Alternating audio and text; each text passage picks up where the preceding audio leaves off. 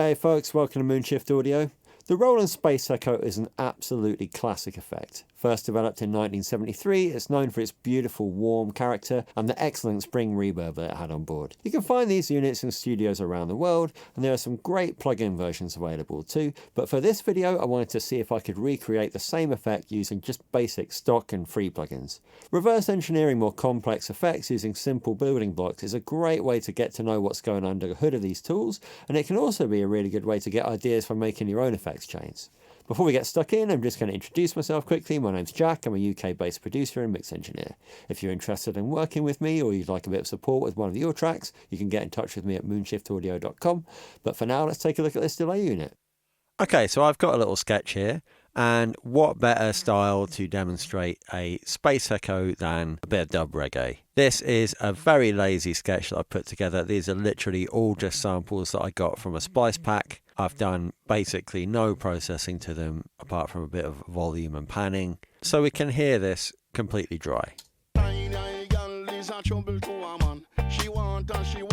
She don't know where she want, but it take her up a can rebound. She want get married, but the camera up on state and she can't pay the rate.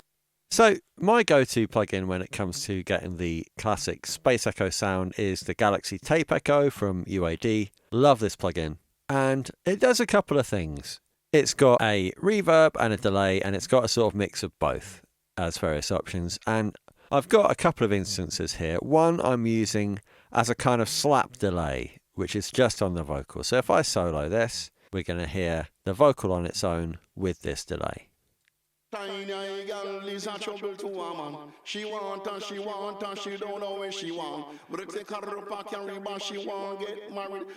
Got that instant reggae character. I've also made another effect track with another instance of this Space Echo on it. This one, you can see I've pulled the echo down to 0, so all we're getting from this is the reverb, and I'm using that just to a bit of source on the drums and the guitar. It's a spring reverb, as you can probably tell by the character. Oh, so nice. Love it on those snares, those side sticks.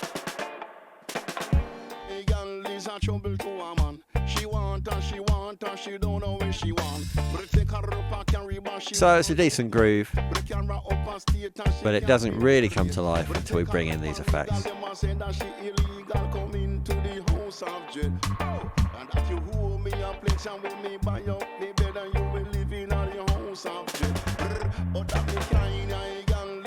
Alright, so that's our sketch. Now how are we going to recreate this Space Echo? So I've got a few things here, and we're going to start off, just to go back to this slap echo. You can see that it's 150 milliseconds, the delay. We're only using one head, we're using it as quite a straightforward sort of slap. So I've got, this is the most basic delay that Cubase offers. It's a mono delay, turned off all the other features. Feedback is on 0, which means you'll just get one repeat.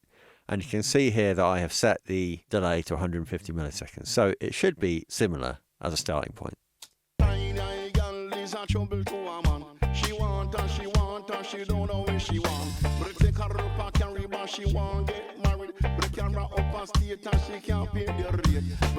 So that's not a bad start. And you can hear it really does, just a simple slapback delay, 150 milliseconds, does add an excellent bit of character. But it's not quite there. So the next thing I've done here is to pull up a saturation knob. And what I'm going to do is I'm going to saturate the delay. This is so the signal comes through the delay into the saturation knob. And I'm just going to crank this up a little bit.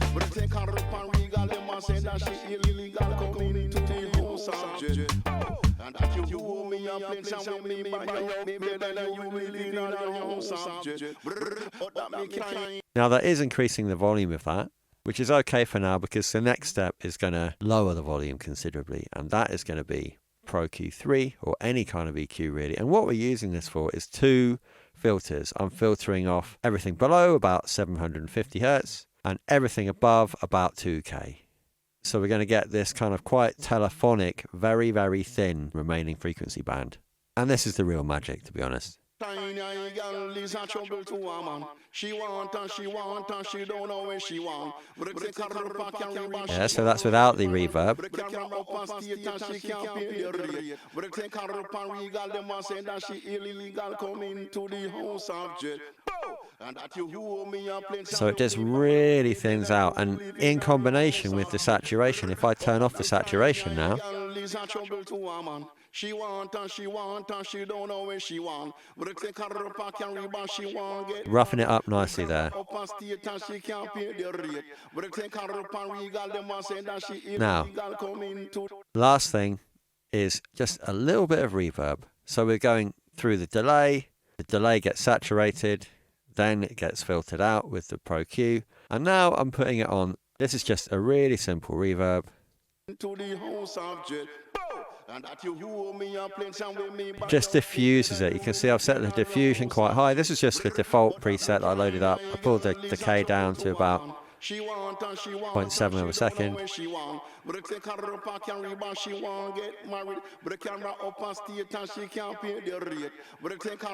So that's my home-cooked slapback delay in a Space Echo style, using very, very basic plugins. If you want to compare that to the original Space Echo simulation,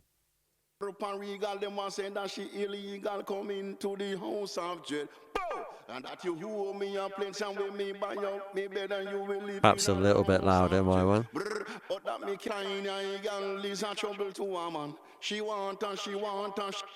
But in the mix, this is the original.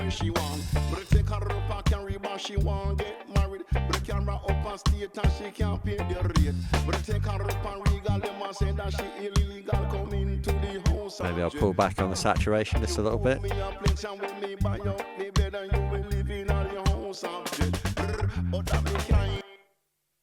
And there you have it, homemade DIY Space Echo.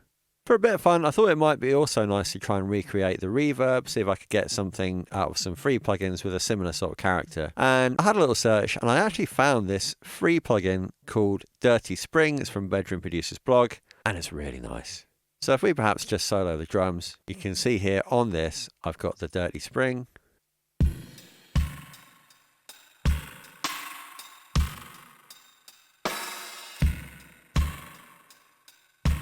It's got that really nice fizzy stereo kind of effect, but it's a bit much. So what I'm doing is following it up with another really, really extreme filtering.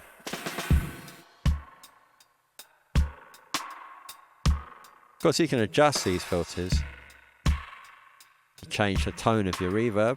You could have it quite low.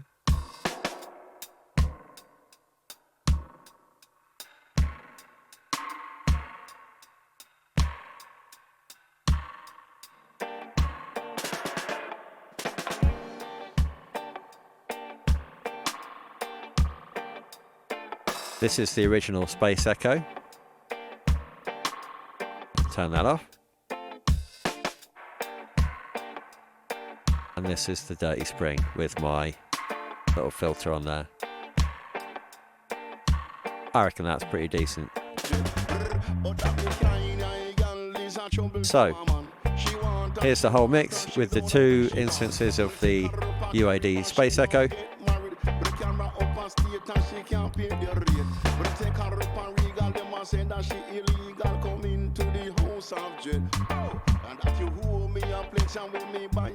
Push that up a bit. Okay, and these are the ones that I cooked up myself.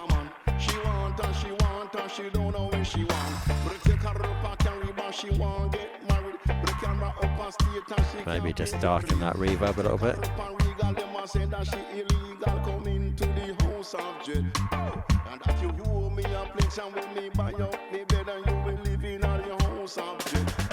And compared to dry,